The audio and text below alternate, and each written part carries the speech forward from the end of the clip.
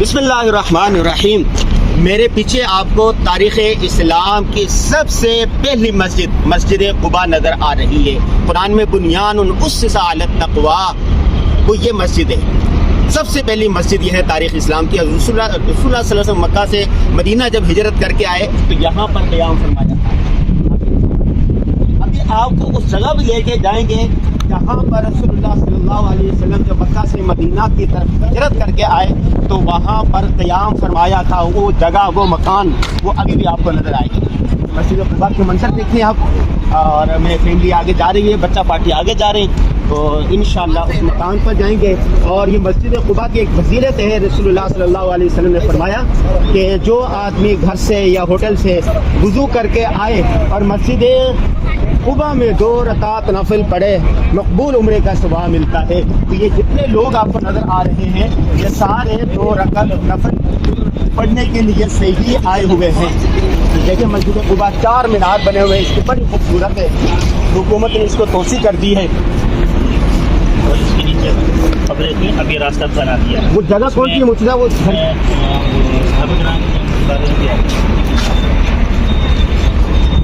وہ جگہ کون سی ہے جہاں رسول اللہ صلی اللہ علیہ وسلم ٹھہرے تھے؟ حضرت کلثوم ابن حزم رضی اللہ تعالیٰ عنہ کا گھر.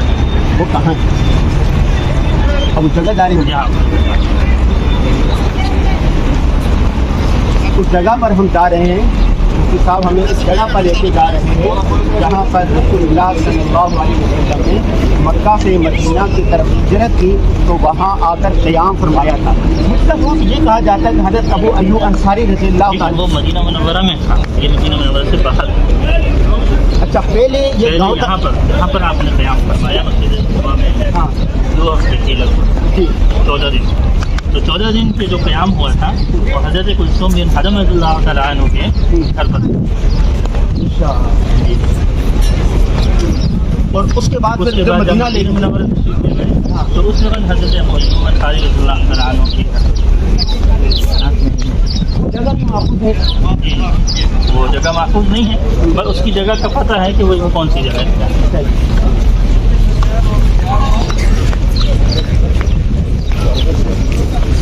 کتنی دور ہے وہ جگہ؟ سامنے ہے.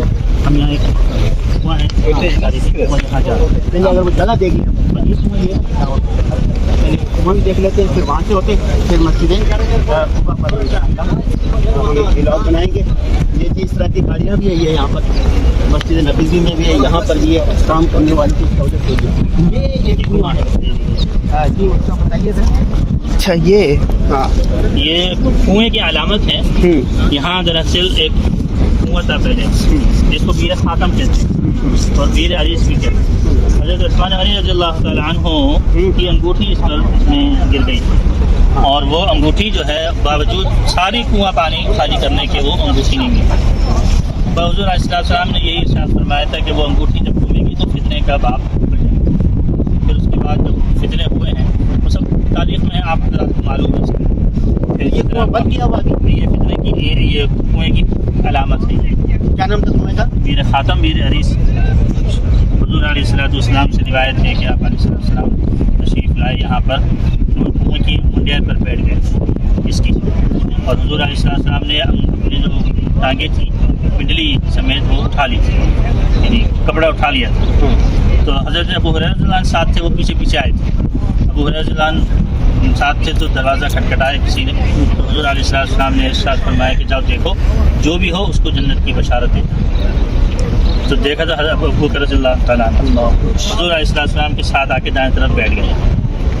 پھر دوسری دفعہ کھٹکھٹایا تو حضرت ابو ہریرہ رضی اللہ تعالیٰ عنہ سے انہوں نے ارشاد فرمایا آپ علیہ السلام جاؤ دیکھو جو بھی ہو اس کو جنت کی بشارت دو.